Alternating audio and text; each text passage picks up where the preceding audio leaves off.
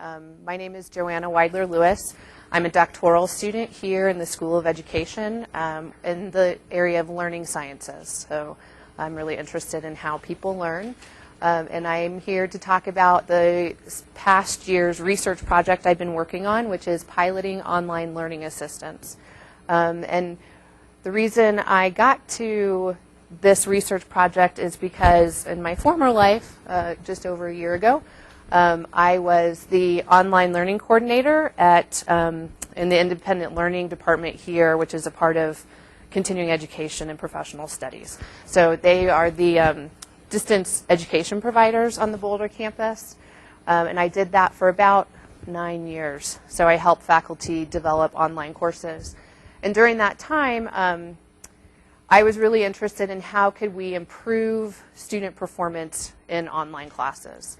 The independent learning department offers 2 different types of online classes. They have both self-paced and term-based. So term-based courses follow the regular academic schedule. They have a beginning and an end date. The self-paced classes are open enrollment, open start date. So you can enroll any day of the year. You can start any day of the year. Those self-paced classes have higher rates of attrition. They're usually more difficult for students who are less motivated. They're great for the motivated student who is ready to learn and do their work, but the student who doesn't quite realize they need that extra schedule, that can be challenging for them. So I had the thought of, what if we gave those self-paced students a peer mentor? Just somebody who is like them, that just checks in on them every now and then and says, hey, how are you doing in your class? Are you making deadlines for yourself? Are you halfway through your class if they've gone they're halfway through their year? And we decided to create a study based on this peer mentor idea. And so I took a group of students, and they were randomly assigned. There were 31 put in an experimental group and 55 put in a control group. And I hired a graduate student mentor. And that's exactly what she did, is she just reached out to the students via email, just checking in. Didn't try to form any relationships, didn't try to do much of anything other than just say, hey, if you have any questions navigating your course, I'm here to help you. Just pretty much as simple as that. What I found after 1 year was that the completion rates for the experimental group were slightly higher than the control group, and the grades were also higher in the experimental than the control group. So, not a huge jump in either one, just 3 points completion rates, and, from a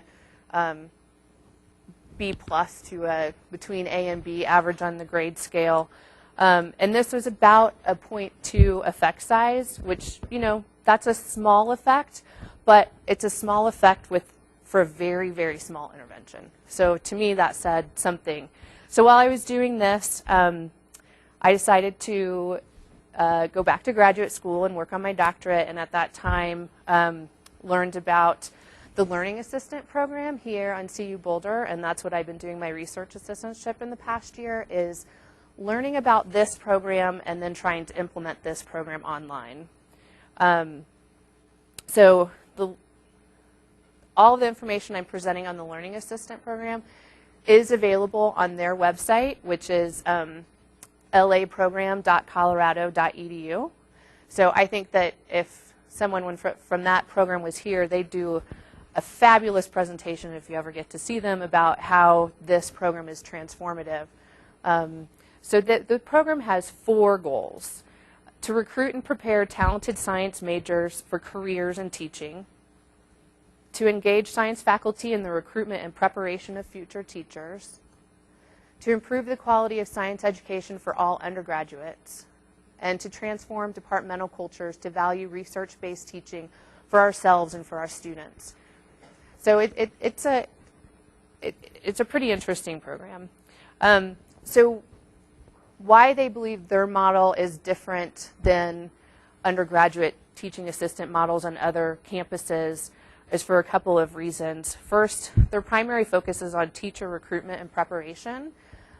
They offer a special seminar targeted at helping LAs integrate content, pedagogy, and practice. And it's a collaborative educational research program to evaluate the effects of the LA model. And then the involvement of the science research faculty in recruitment and preparation of teachers.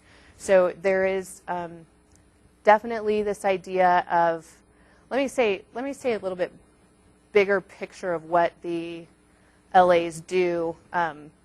If you can imagine a Physics 101 class on the CU campus, there's going to be 500 students in that lecture. And then that lecture will have multiple sections of recitation where the students may be 20.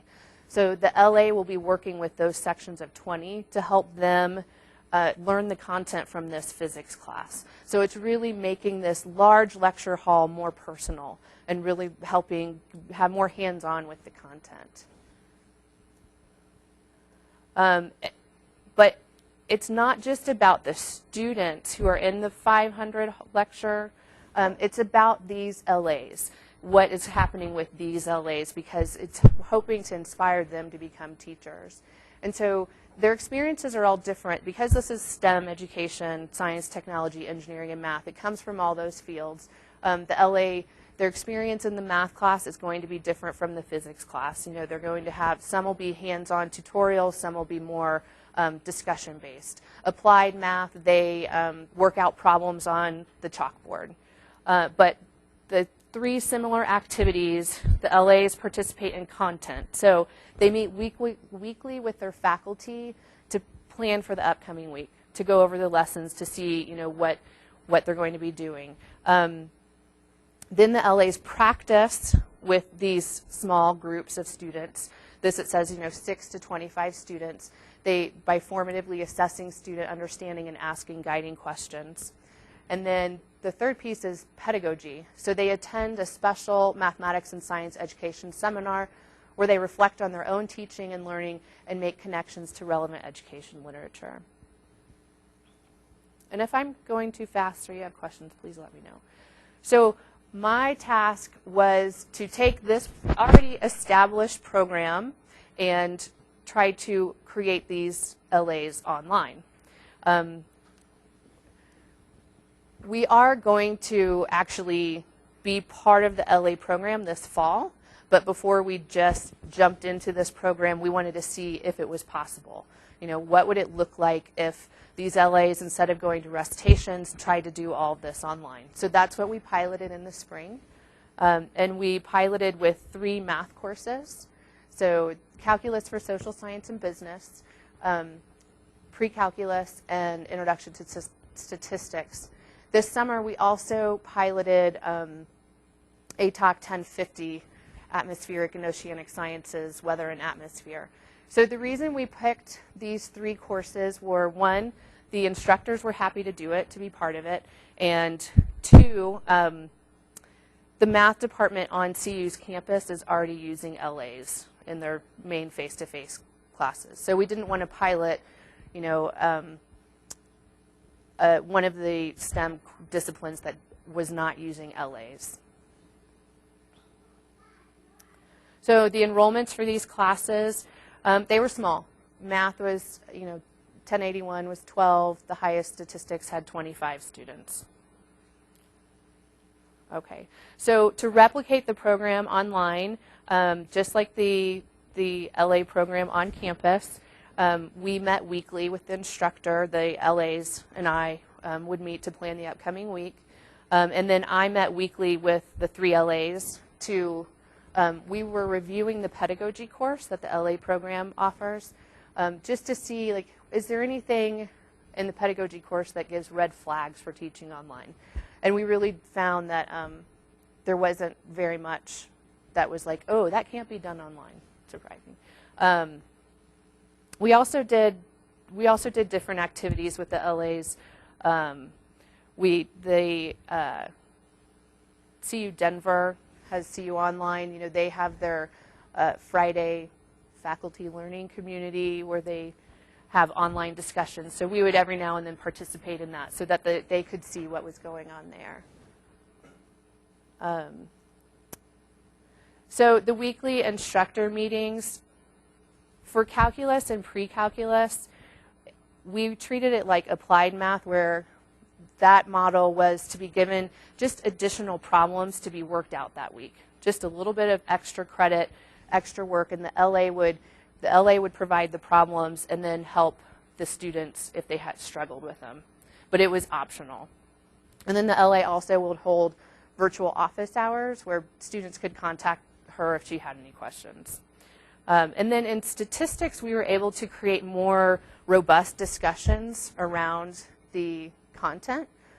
It wasn't usually, sometimes it was problems, but sometimes it was just, think of a statistic and try to apply it to the real world. And they also, too, had office hours. So some of the examples are the discussions.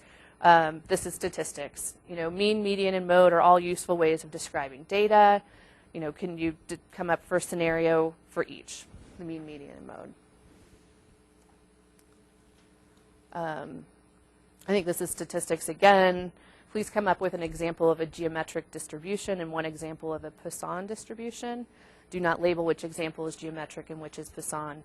And then ask students to evaluate each other's examples.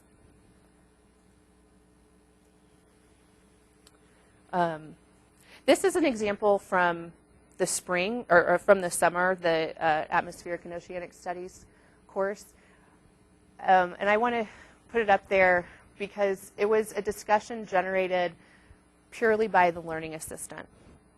And if it might be kind of too much text on the screen to read, but what I notice is, hello ATOC students, exclamation point. She has a couple question mark explanation points. Those stick out to me, and I'll explain why I point that out in a minute. The weekly LA meetings. So once a week, the 3 LAs and I would meet and review the pedagogy course, which if anybody is interested in this pedagogy course, if you go to the laprogram.colorado.edu, they actually provide you all of the reading materials that they have offered in the past in this course, so if you want to get an idea of it. But I thought, oops, okay, I'm not very talented at this.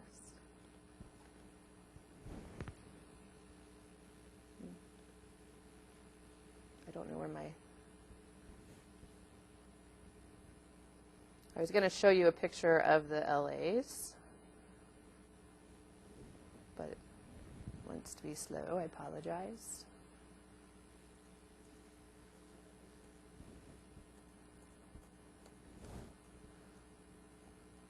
I know there's a faster way to do this, but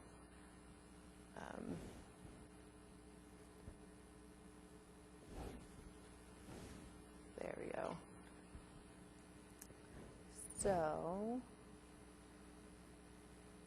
So this was a website created for the students in the class. They could go see a picture of their LA, read their description.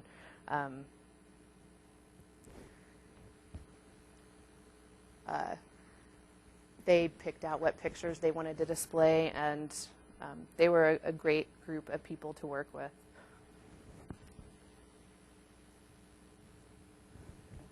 So we would meet, we would go through the pedagogy course, we would do these activities, we would try to think about ways, this was their first time ever teaching online, so they have the same problems and experiences as first-time online teachers, This is the first time they had ever TA'd, or one, Kelly, the first student, she had actually been in LA for the LA program before, so she knew that side of it, but how do you communicate with your students online? How do you manage expectations? So I thought I would give you a few examples of what are the articles in the pedagogy course. The first one is Unpacking the Nature of Discourse in Mathematics Classrooms, mathematics teaching in middle schools. So we would read the article and we would evaluate it, and this particular article was about the difference between dialogic versus univocal discourse. And then the LAs, they would interpret how could we use this online? So they really picked up on this pedagogical concept that you can have dialogic discourse in online classes. Another example, the lay of the land, advancing formative assessment in every classroom, a guide for instructional leaders. So this article, the LA responded, it would be helpful to post learning goals so that students are aware of what is expected of them and they can direct their learning to those specific goals. It would also be helpful to indicate what learning goal they must meet before the student solves a problem. So just, again, it's this idea of learning proper pedagogy going forward. So is that a clear picture of what we did? It was kind of fast, I ran through it. Now I'm in the process of trying to evaluate is this worthwhile to do? We did do a student survey of the students in the class. We have very low response rates, but they did find this was effective. It did seem pretty positive, and the feedback that we got was that the learning assistant has been very helpful and easily accessible throughout the course. The learning assistant was helpful. She answered more questions than the teacher did. It's a good idea for online classes. When the teacher is not available, you can go to the LA, and this makes getting my questions answered very convenient. Yes?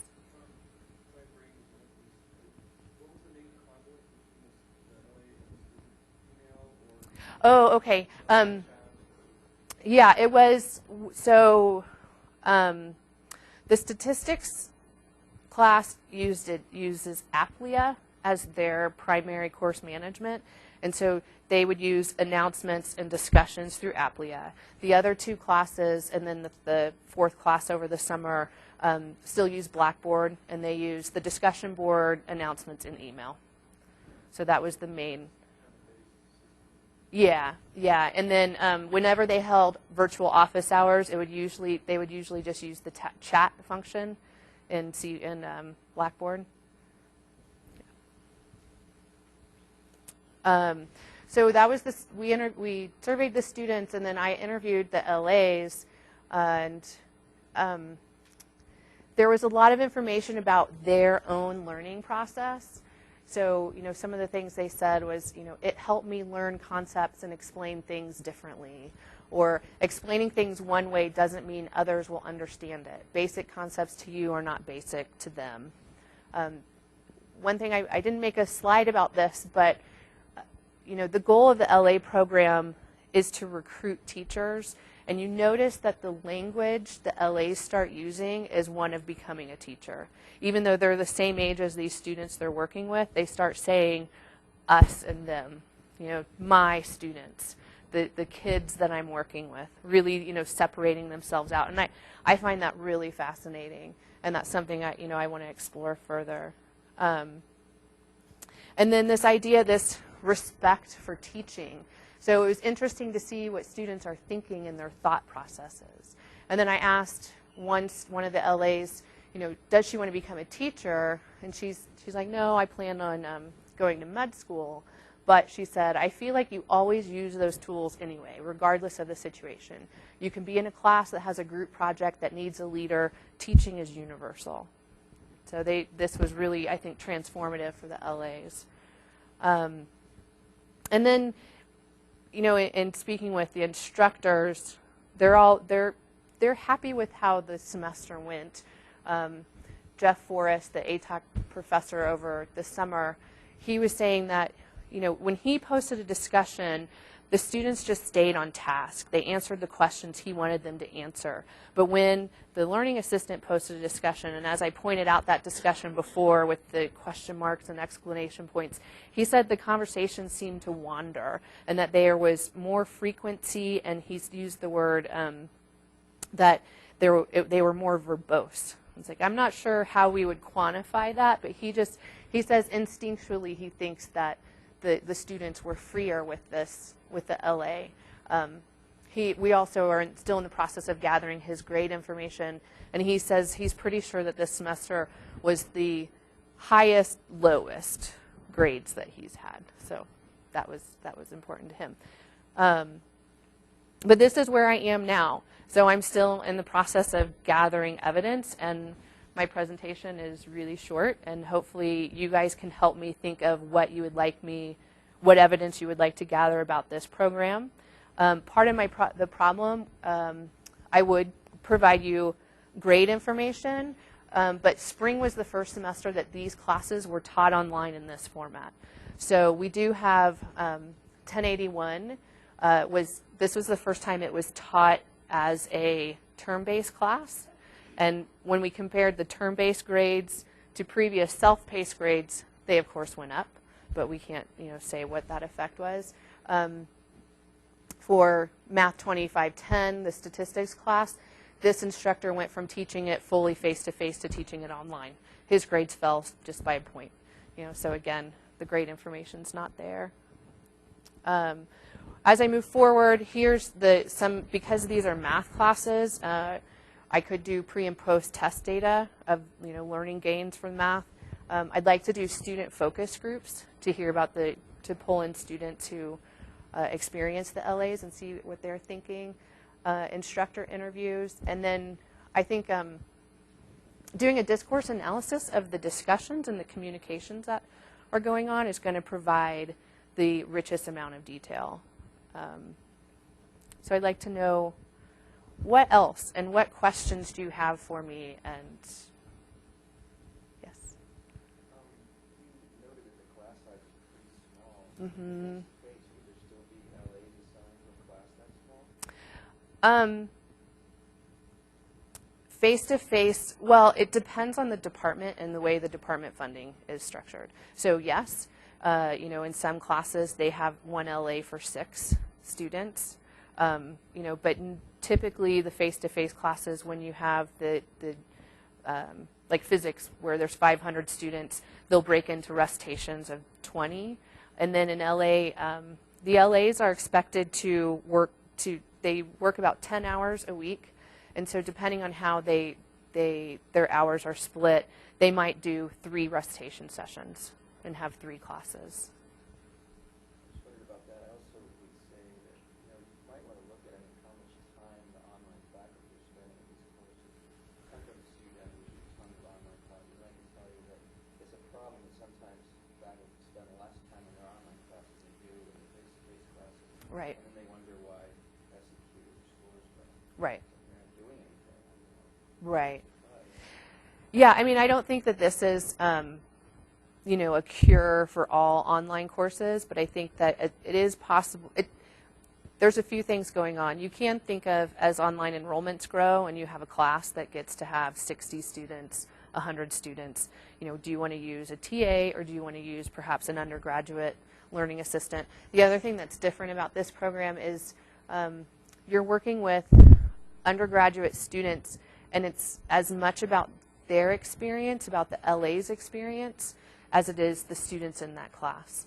And in particular, the recruiting STEM teachers, this is giving students a taste of teaching and hopefully inspiring them. So it's a different agenda than just improving the online experience. Did they have gathered any data on in-classroom LAs to see how interested they are in going towards? There's a ton of data. So I'm not part of the LA program. But the LA program is being implemented now. So it's initiated at CU Boulder, and it's being initiated all over the country. And if you go to their website, that is one thing that separates them, is they are data driven data driven to support these learning gains. And then they have the LA program. The students apply for the LA program, and then if they continue on to go into the teacher ed program, they're eligible for fellowships. So there's funding for them to go do this, and there's quite a few students that end up pursuing that path. Yeah. One of the details that Steve spoke to being expected at the end of the learning assistant program on main campus here has a lot of grants support.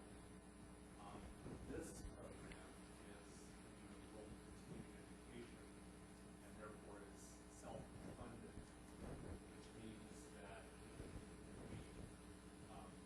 if we want to put some money into funding something like this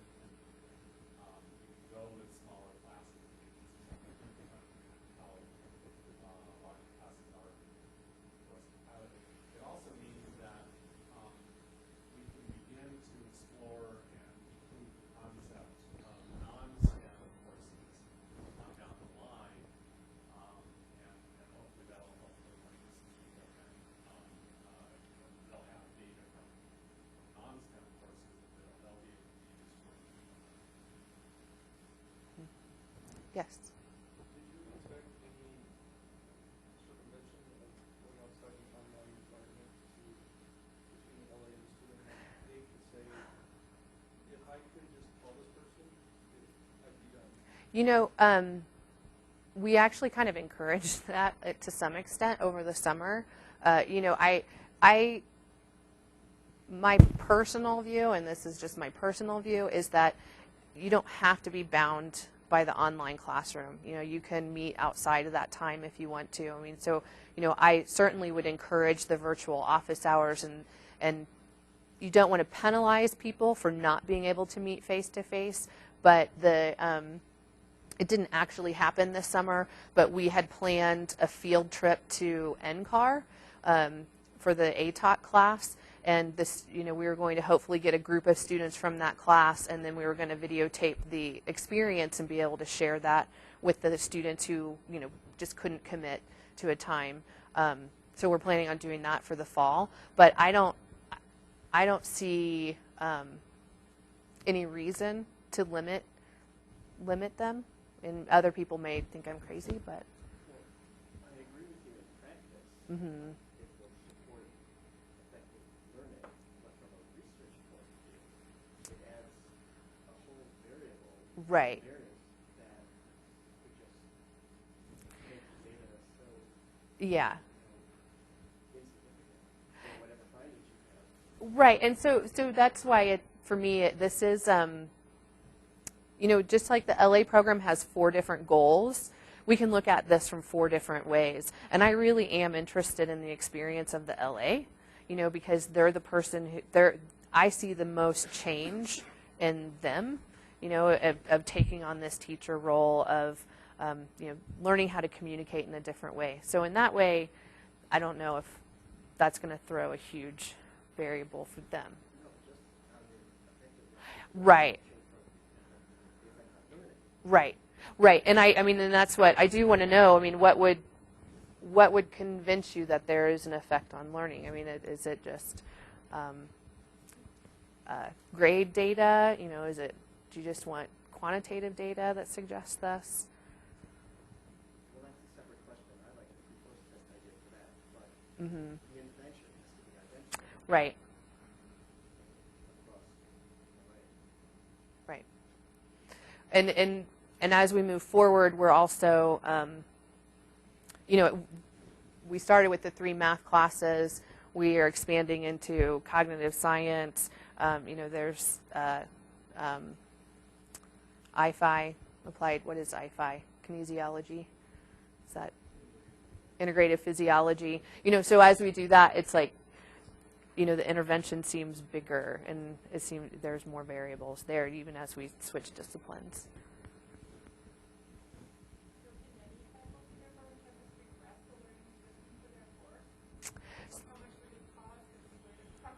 Exactly. Well, so the Learning Assistant, the Colorado Learning Assistant program, you do apply. They have an application process, and when you fill out the application process, they ask, are you able to provide funding?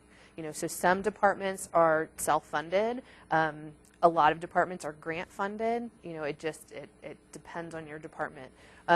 Currently, it is only STEM fields, but there is, and hopefully with our help, we're going to try and increase it to non-STEM fields.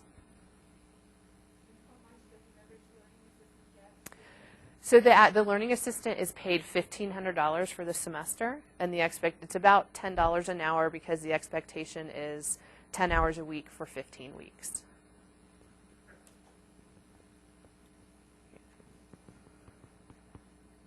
How much interaction with the online classes between that LA and the rest of the That's an interesting thing is we met face to face, the professors in the LAs weekly, and so the online interaction was really minimal. You know, there was a little bit of discussion participation, but that is something that I think is interesting to point out is we're having these planning meetings face to face. We could be doing that online too. Yeah.